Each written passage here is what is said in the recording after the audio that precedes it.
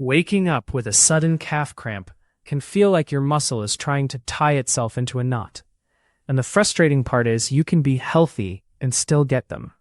Most people immediately blame magnesium or potassium. Sometimes that's true, but night cramps are often a mix of hydration, nerve signals, muscle fatigue, and a few sneaky nutrient gaps.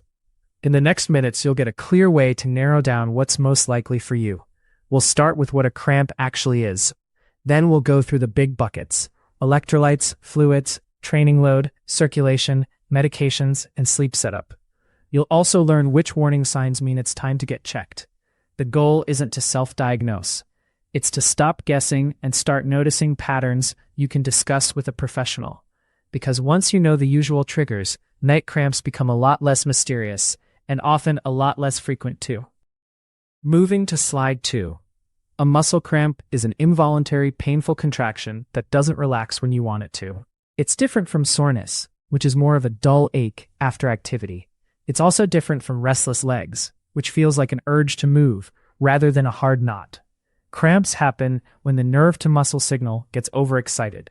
Think of the muscle as receiving too many contract now messages or not enough release messages. At night, this can be easier to trigger because you're still, your feet may point downward, and your muscles cool down.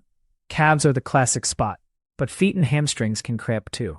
The important takeaway is this: a cramp is about control and signaling, not just low minerals. Minerals matter because they influence nerve and muscle firing, but so do fatigue, dehydration, and circulation. That's why 2 people can eat the same diet and only one gets night cramps. Moving to slide 3. Magnesium is the nutrient most people associate with cramps, and for a reason. Magnesium helps regulate muscle contraction and relaxation, partly by working with calcium inside muscle cells. If magnesium status is low, muscles may be more twitchy, and nerves may fire more easily. But here's the nuance. Studies on magnesium for leg cramps show mixed results, especially in the general population. Some people notice a difference, others don't. That doesn't mean magnesium is irrelevant. It means cramps often have more than one cause. Low magnesium is more likely if your diet is low in nuts, seeds, legumes, and leafy greens. It can also be lower with certain digestive issues, heavy sweating, or long-term stress that affects food choices and sleep. If you suspect magnesium, the practical step is to look at your overall intake and patterns, not just take a random dose and hope. Moving to slide 4. Potassium is the other headline mineral, and it's tightly linked to nerve impulses and muscle contraction. Your cells use potassium and sodium like an electrical system to transmit signals. When potassium is low, muscles can feel weak, crampy, or easily fatigued. But true potassium deficiency is less common from diet alone because many foods contain it. It becomes more likely with significant fluid loss, frequent vomiting or diarrhea, certain medical conditions, or some medications. Also, potassium works as part of a team. If you focus only on potassium but ignore sodium, magnesium, and hydration, you can miss the real driver. A simple clue is timing. Cramps after heavy sweating, long flights, or a day of low food intake can point toward electrolyte imbalance. Potassium-rich foods include potatoes, beans, yogurt, bananas, and many fruits and vegetables. The pattern matters more than one superfood. Moving to slide 5. Sodium is the electrolyte people forget because it's so common in food. But sodium is also what helps you hold on to fluid and maintain blood volume. If you sweat a lot, drink large amounts of plain water, and don't replace sodium, you can dilute your electrolyte balance. That can increase the chance of cramps, especially after long workouts, hot days, or physical jobs. On the other hand, many people already get plenty of sodium from processed foods, so the goal isn't more sodium as a blanket rule. The goal is matching intake to your losses. A practical way to think about it is this: if your sweat is heavy, you get salt stains on clothing, or you cramp after endurance activity, sodium balance becomes a stronger suspect. If you rarely sweat and eat packaged foods often, sodium is less likely the missing piece. Moving to slide 6. Hydration is more than drink 8 glasses. When you're even mildly dehydrated, your blood volume can drop, and muscles may fatigue faster. Dehydration also concentrates electrolytes in a way that can irritate nerve endings. But overhydration can be a problem too if you're flushing out sodium. So the better question is, are you matching fluids to your day? Notice your routine. Do cramps happen after alcohol, which increases fluid loss and can disrupt sleep? Do they happen after long periods without drinking, like travel days? Or after late workouts where you go to bed slightly depleted? A simple self-check is urine color over the day, not just once. Another clue is morning thirst and dry mouth. Hydration is also affected by fiber and carbs because they help you retain water in the body. If you've cut carbs very low, you may lose more fluid and electrolytes, especially early on. Moving to slide 7. Muscle fatigue is one of the most common, least discussed causes of night cramps. When a muscle is overworked, the reflexes that normally keep contraction and relaxation balanced can get disrupted. That's why cramps often show up after new exercise, hill walking, long runs, or even a day of standing more than usual. The calf is especially vulnerable because it's active all day and then often rests in a shortened position at night.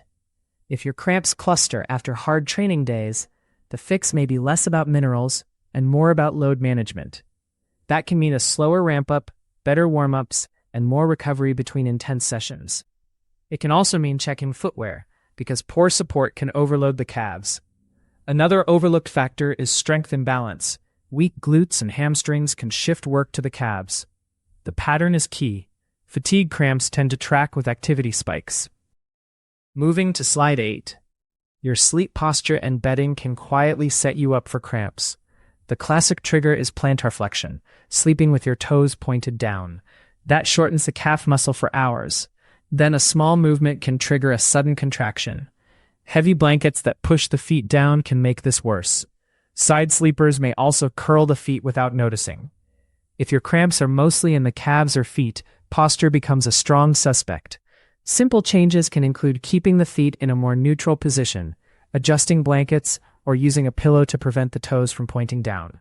Some people also notice fewer cramps when they do gentle calf stretching earlier in the evening, not aggressively right before sleep. The main idea is reducing time spent in a shortened position. It's not glamorous, but it's a real lever, especially when cramps happen even on low-activity days.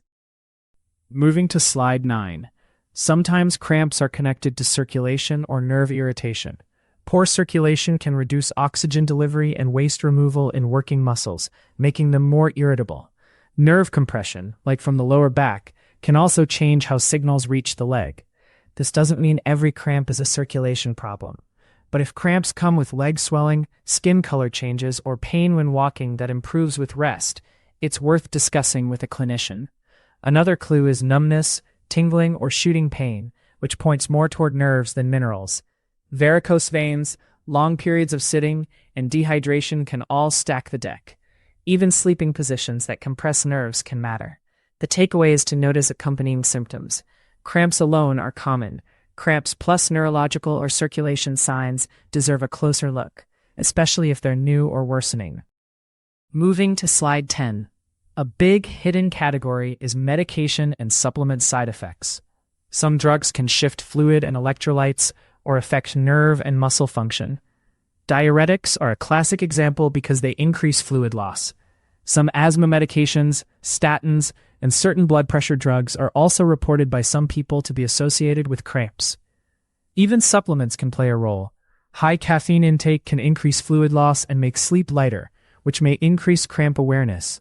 Large doses of certain minerals can also throw off balance because electrolytes interact. The key point is not to stop anything on your own. It's to connect the dots.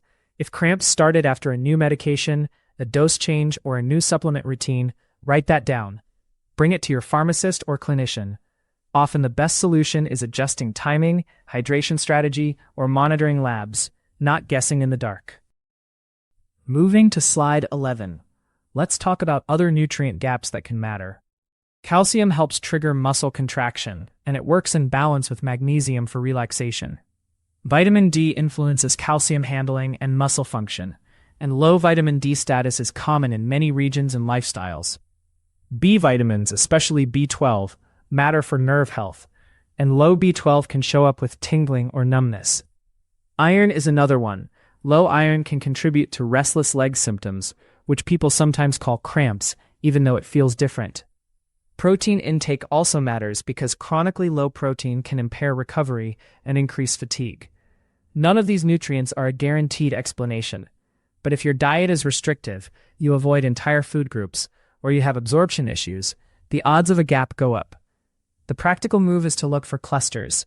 Cramps plus fatigue, weakness, or nerve symptoms suggest a broader check-in. Moving to slide 12. Here's a simple, realistic way to troubleshoot without obsessing. First, track when cramps happen for 2 weeks. Note the day's activity, sweating, alcohol, and bedtime. Second, look for the most obvious lever. Did you ramp up exercise, change shoes, or start standing more? Third, check hydration and electrolytes based on your sweat level, not a generic rule. Fourth, review your diet pattern for magnesium and potassium-rich foods across the week, not just one day. Fifth, consider sleep posture, especially if cramps are mostly calves and feet. If you want one practical experiment, change only one thing for a week so you can tell what helped. For example, add a consistent magnesium-rich snack daily, or adjust evening hydration, or do gentle calf mobility earlier. If you change 5 things at once, you'll never know what mattered. Moving to slide 13. Finally, let's cover red flags and the wrap-up.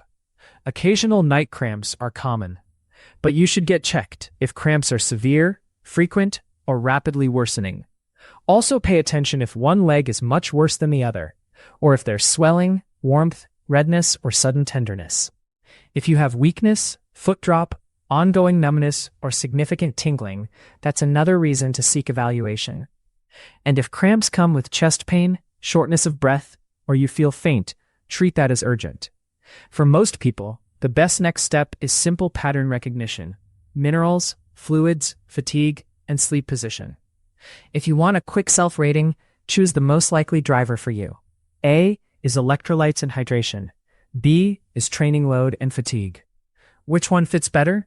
Leave A or B in the comments. And if you want more practical breakdowns like this, consider subscribing. This information is not a substitute for medical advice.